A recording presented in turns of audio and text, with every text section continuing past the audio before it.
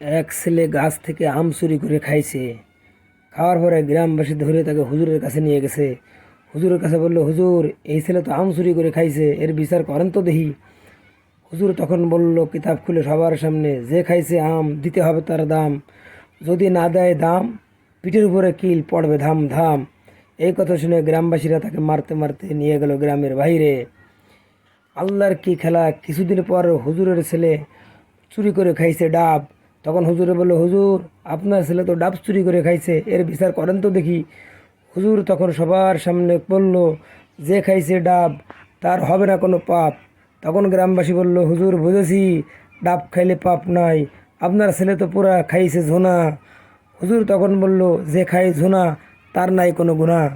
তখন দেশবাসী অবাক হয়ে বলল, হায় হুজুর, এ কি কথা! আপনি এ কেমন বিচার করলেন? ঠিক আছে, তাহলে আপনারাই আর আপনার ছেলেই থাকেন, আমরাই চলে যাই। হুজুরের কাছ থেকে এরকম বিদায়।